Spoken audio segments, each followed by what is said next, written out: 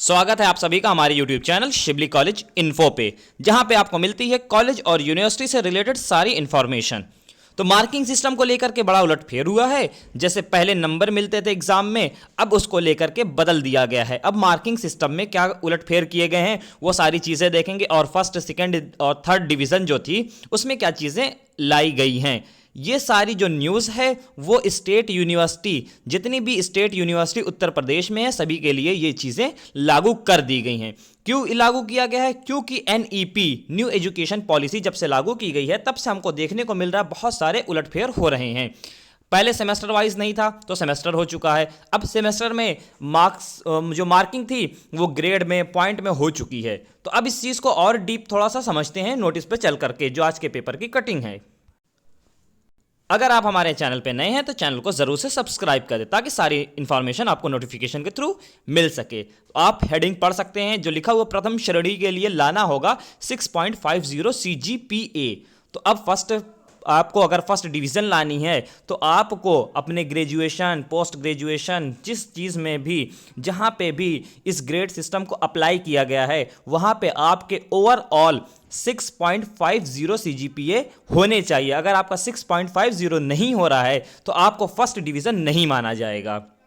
पहले 60% थे, लेकिन अब क्या कर दिया गया, 6.50 को फर्स्ट डिवीज़न मान लिया गया है। अब आप इस चीज़ को पढ़ सकते हैं। यहाँ पे थोड़ा सा चीज़ों को देख लीजिए क्या लिखा हुआ है ये वाले बॉक्स में। इसमें लिखा नई शिक्षा नीति के तहत गाइडलाइन आई है, इसके आगे विचार विमर्श करके लागू किया जाएगा। ये अग्रिम 3 वर्ष पूर्ण होने पर छात्रों के अंक के ऊपर लागू होगा। अभी आप कहेंगे 3 वर्ष पूर्ण होने पर, यानी कि 3 साल कंप्लीट होने पे क्यों किया जाएगा? क्योंकि जो आपकी डिग्री बनती है वो ओवरऑल 3 ईयर, जब आपका ग्रेजुएशन कंप्लीट हो जाता है उसके बाद ही बनती है। जो डिवीज़न बनती है उसके बाद ही बनाई जाती है। तो इसलिए आपका 3 साल ग्रेजुएशन कंप्लीट होने के बाद ही ये लागू होगी।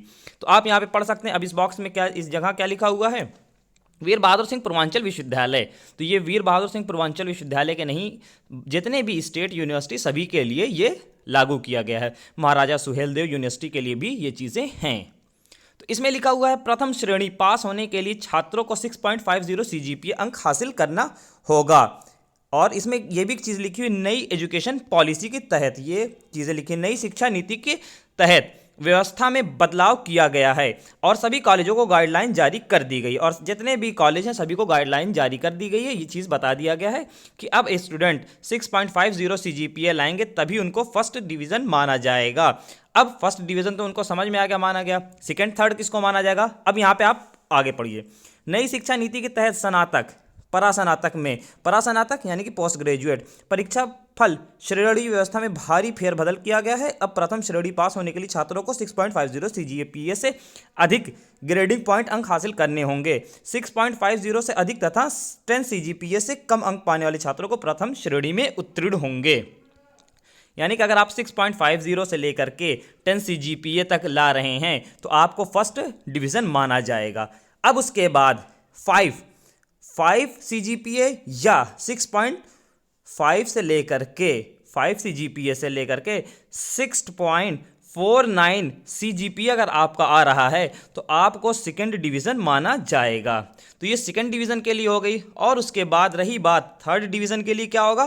थर्ड डिवीज़न के लिए आप यहाँ पढ़ लीजिए, जब 4 से अधिक, 4 से लेकर के 5 से कम, 5 से कम यानी कि 4.9 अगर इतने आ रहे हैं तो आपका कितना हो जाएगा? आपका हो जाएगा थर्ड डिवीज़न। यहाँ पे आपको थर्ड डिवीज़न माना जाएगा कि आप थर्ड डिवीज़न से अपनी ग्रेजुएशन पास किए हैं।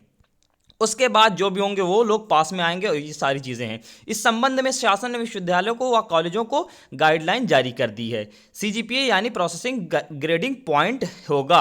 अब आपको हम रिजल्ट दिखा देते हैं, रिजल्ट में थोड़ा सा और चीज़ें समझ में आएंगी। अब CGPA और SGPA क्या होता है वो भी बता देते हैं।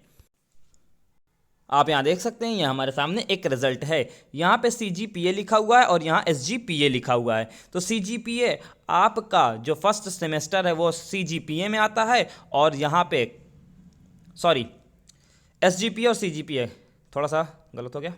SGPA आपका जो करंट में, यानी कि SGPA आपका क्या हो जाएगा, आपका फर्स्ट सेमेस्टर वाला जो एग्जाम है वो SGPA में आता है। CGPA यानी कि आपका फर्स्ट सेमेस्टर और सेकंड सेमेस्टर दोनों को मिला करके आपने कितना CGPA गेन किया है, यानी कि फर्स्ट प्लस सेकंड सेमेस्टर दोनों के मार्क्स को मिला करके बोला जाएगा CGPA। तो इसके अकॉर्डिंग आपका रिजल्ट बनेगा। आपका एग्ज़ाम जो होना चाहिए वो 6.50 से ऊपर होना चाहिए फर्स्ट डिवीज़न के लिए। अगर उससे कम हो रहा है तो आपको सेकेंड थर्ड डिवीज़न इस तरह से माना जाएगा। जैसे ये रिजल्ट आप देख सकते हैं यहाँ पे 3.85 लिखा हुआ है।